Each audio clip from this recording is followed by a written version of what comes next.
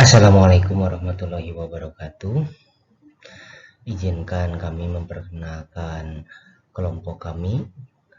Kami kelompok 3 dari gelombang ketiga angkatan keempat, yang mana kami akan membahas sebuah presentasi mengenai materi analisis isu kontemporer,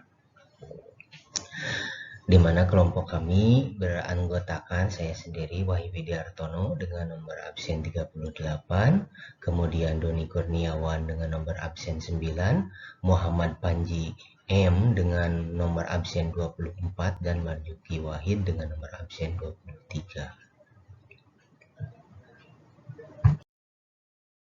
Baik Bapak yang saya hormati, izinkan kami memulai presentasi ini dengan isu yang ditemukan di lingkungan sekitar. Yang mana isu yang ditemukan di lingkungan sekitar yang kita ambil adalah di Dinas Komunikasi dan Informasi tempat Wahyu Widiartono melakukan kegiatan bekerja di instansi tersebut.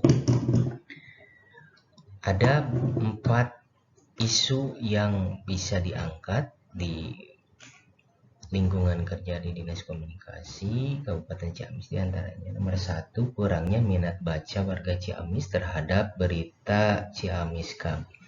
Kemudian yang kedua adalah masih kurangnya teknik penulisan berita di Kecamatan Kabupaten Ciamis. Yang ketiga, sulitnya memilih media informasi yang tepat yang dapat diterima oleh publik. Kemudian maraknya berita hoax di masyarakat. Itulah isu yang bisa kita temukan di lingkungan sekitar tempat kerja atau di Dinas Komunikasi dan Informatika.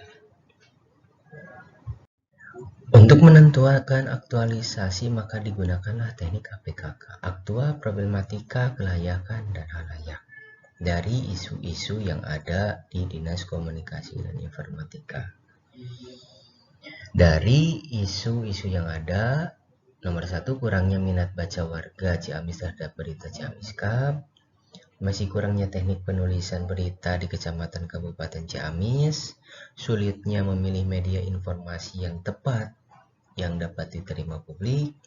Maraknya berita hoax di masyarakat, dan minimnya kelompok informasi masyarakat dalam diseminasi informasi. Dari isu-isu tersebut, maka isu yang paling memungkinkan untuk dibuat aktualisasi karena memenuhi teknik APKK adalah maraknya berita hoax di masyarakat, yang mana isu ini merupakan isu yang sangat aktual atau kekinian atau saat ini. Kemudian isu ini merupakan problem atau masalah yang sedang dihadapi oleh masyarakat. Isu ini juga merupakan isu yang layak untuk dicarikan solusi atas permasalahan yang ada. Dan isu ini berpengaruh pada halayak, di mana maraknya berita hoax di masyarakat merupakan suatu yang dapat merugikan karena bisa membunuh karakter seseorang.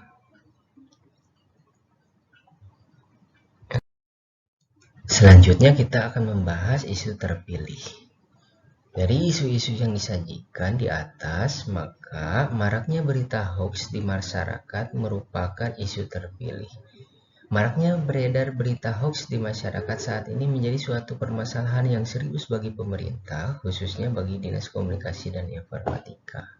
Masyarakat yang tidak bertanggung jawab begitu mudahnya menyebarkan berita hoax melalui media sosial yang ada dan membuat berita hoax menjadi sesuatu yang perlu ditangani dan dilakukan penindakan karena merugikan orang lain.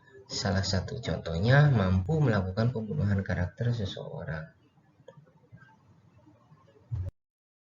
Untuk penjelasan isu terpilih, ada beberapa aspek yang menjadi parameter, diantaranya aktua, problematika, kelayakan, dan halayak, yang mana isu yang dipilih sedang marak terjadi di tengah masyarakat. Isu yang dipilih memiliki tingkat permasalahan yang cukup kompleks sehingga harus dicari solusinya. Isu yang dipilih juga memiliki kelayakan dan relevansi untuk dicari pemecahan masalahnya. Dan yang terakhir, isu yang dipilih menyangkut hajat hidup orang lain.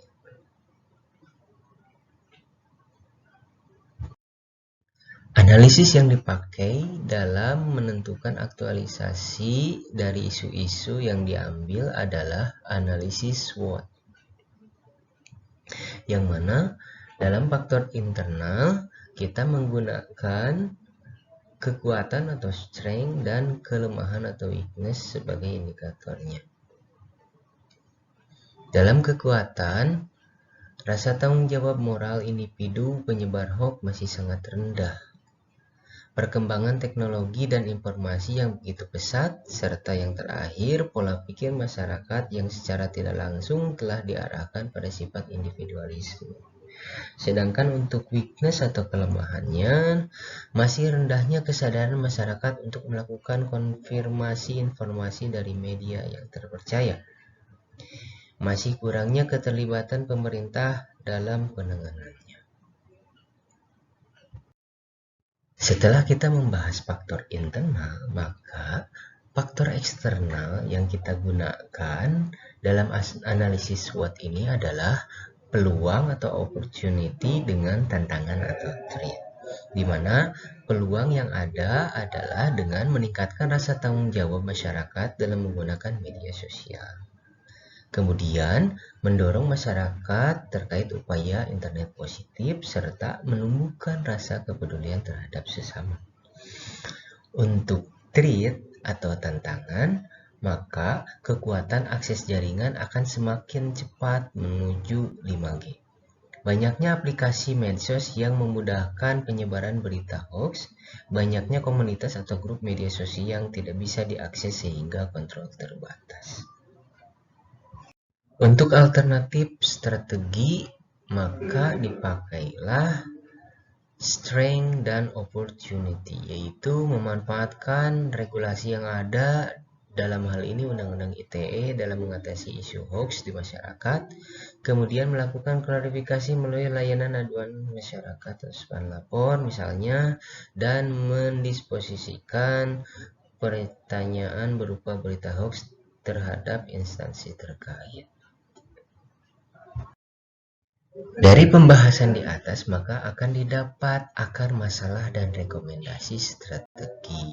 Di antaranya, rendahnya moralitas penyebar berita hoax, kemajuan teknologi yang tidak diimbangi dengan nilai-nilai moralitas, invasi penyedia teknologi informasi yang memberi dampak psikologis terhadap penggunanya merupakan komponen-komponen akar masalah yang ditemukan, yang kemudian didapat rekomendasi strategi diantaranya meningkatkan nilai-nilai norma-norma di masyarakat sehingga tumbuh sikap yang luhur, memberikan edukasi tentang pemanfaatan teknologi bagi kehidupan, serta melakukan controlling terhadap sejumlah penyedia layanan informasi maupun aplikasi yang memiliki potensi yang berdampak pada psikologis penggunanya.